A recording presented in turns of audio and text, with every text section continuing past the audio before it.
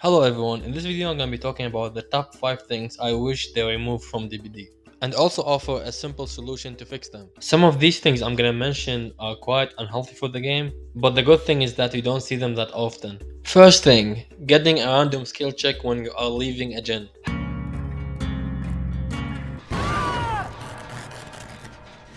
Guess what, Chad?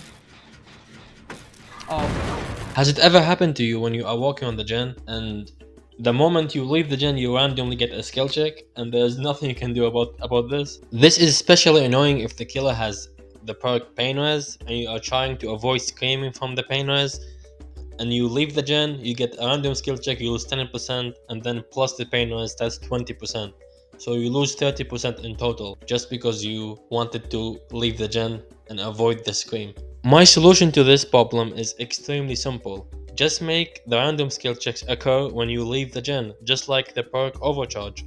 If you guys have ever gone against overcharge, you know that if you tap a gen and you leave it, the skill check is still on your screen. You can still hit it and avoid the 15% regression from failing the skill check.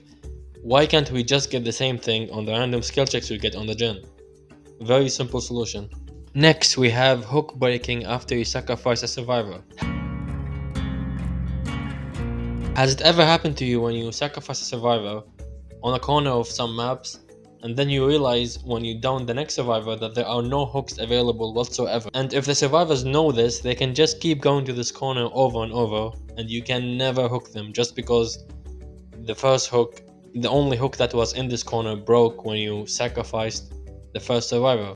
Like, yes, I know this is a map issue and they could just add more hooks, but I feel like this problem has been in the game for 8 years and it leads to very boring interactions. Like, if the survivor keep going to this corner and you cannot hook them, then you have to bleed them out for 4 minutes and there's nothing else you can do. My solution to this is just make it that the hooks don't break after you sacrifice a survivor. I just feel like the killer shouldn't be punished for sacrificing a survivor and doing their job, and yeah, it's very easy to fix this. Just make it that the hooks don't break. Next we have is bleeding out.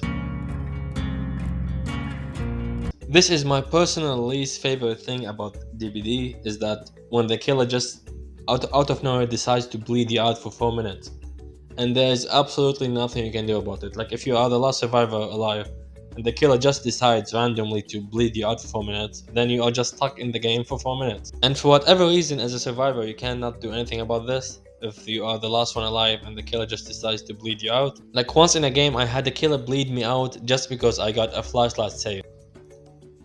And some people, they just do this for no reason other than being a dickhead. Like, I know in some situations you cannot do anything about this and you have to bleed the survivor out. Like, if the survivor goes to a corner with no hooks, for example, like I mentioned earlier in the video. But I just feel this mechanic is extremely boring. My solution to this is that after being on the ground for a long period of time, let's say like a minute maybe, you can speed up the process and just die a lot faster. And this way, if the killer has decided to bleed you out, you can just speed up the process and die and move to next game. Next we have is the infamous Michael Myers achievement. Evil Incarnate. You have to kill all 4 survivors while running both of the red add-ons. This is one of the most annoying achievements to get on the game, just because the survivors can decide if you get it or not. If they don't want you to get it, you will never get this achievement, because all they have to do is jump in a locker and deny you the achievement completely. And this can lead to long standoffs. I'm talking about 40 minutes plus standoffs. My solution to this is that make it, if you have killed 3 survivors and you have 1 more survivor alive, you can kill the last survivor even if he's on the ground. So if somebody decides to go in a locker, you can just pull them out of the locker, put them on the ground and mow them. This would solve so many problems. And trust me, when I went for this achievement, it took me so long to get it. Just because the last survivor always just went in the locker and denied me the achievement completely.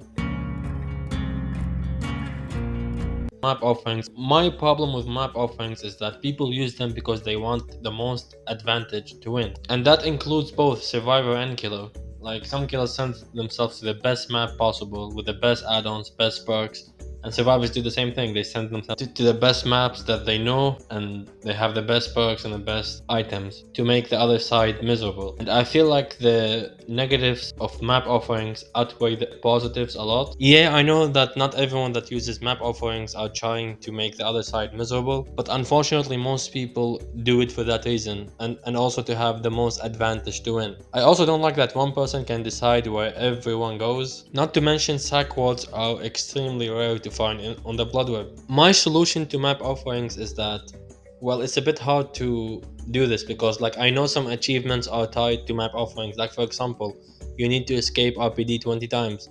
So you have to send yourself to RPD to do that. So my solution will be is that make a ranked mode on DPD, and on the ranked mode you cannot send yourself to maps, and have a casual mode where you can still send yourself to maps, and everyone that likes to send themselves to map can play the casual mode and do that, and everyone that want to play ranked mode and don't want people to decide what maps they go to, they play the ranked mode. My other solution is that just remove map offerings altogether, but then again the same problem, some achievements are tied to map offerings, so I don't think that will ever happen. And that will be all for this video. Did I miss anything? Do you disagree with something? Please let me know down in the comments below. Thank you so much for watching.